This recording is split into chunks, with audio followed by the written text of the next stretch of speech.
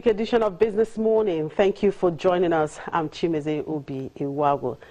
Bridging the infrastructural gaps, not just in Nigeria, but Africa as a whole, was the main discussions on Tuesday at a meeting organized by the African Finance Corporation in Abuja to mark its 10th year anniversary. In a panel made up of the 4 meters of the African Finance Corporation, the former President Olusegun Obasanjo and the former CBN Governor Professor Chukwuma Soludo, discussions focused more on achievement of the corporation 10 years after and what could be done in the years ahead to bridge infrastructural gaps in Africa. Let's watch this. If we look at what AFC had done in 10 years, despite the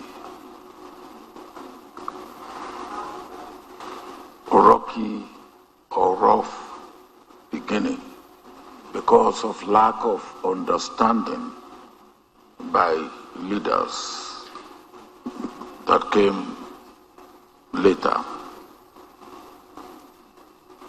And if we also look at the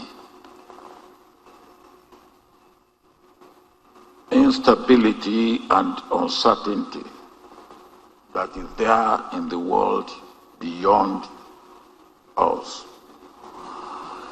if the 3 things that we have agreed are very necessary for our country, for our continent, are there: peace, integration, and leadership.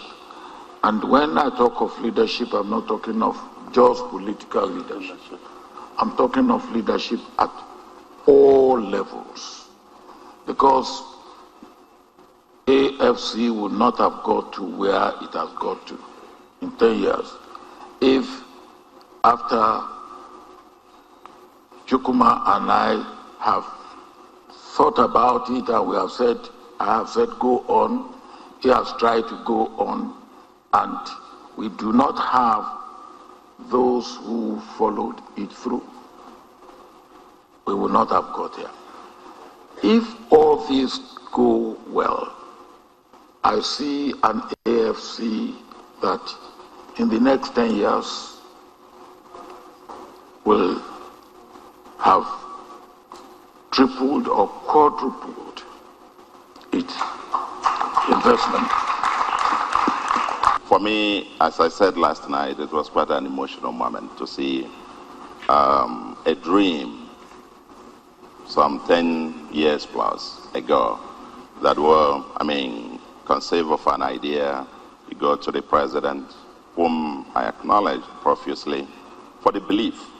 You come and share the ideas with him, and he says, taps you and says, go ahead. And the rest is history. And I want to, for me, it's quite an emotional moment. But let me say the idea of the AFC, answering your question directly in terms of whether we are where we thought it should. I will say right away, we are there. But the road ahead is still long. The context, and let me put 2 statistics. The entire sub-Saharan Africa is just the size of Belgium in economic terms. You can imagine Belgium being divided into 54 isolated countries. Second is that several studies have shown that about 40% of non-land private wealth, Africa's wealth, happen to be outside of Africa. And the missing link, really, is creating the kind of platforms to let Africa, to unleash African capital, to be able to move across borders, to mobilize African capital. Because, in my view, it's only the African capital that can form the fulcrum. If you don't say, if the African capital doesn't move, it is the domestic capital that will say to the foreign capital, here is the place to make money for it to come. And so AFC was a dream to provide that kind of platform, to mobilize African capital and to move across borders where African capital infrastructure can become, as the missing link, begin to fill in the missing dots in terms of linking this small, or if you might call it, the disarticulated Belgium, as it were. AFC was supposed to fill that void. And today, that experiment seems to have been working extremely well. Not long ago, the previous session, we were talking about intra-Africa trade. And I heard some reasons given for why we have poor state of intra-Africa trade. I believe that AFC is leading to address that, and AFC is also leading to address your power. Why did I say this?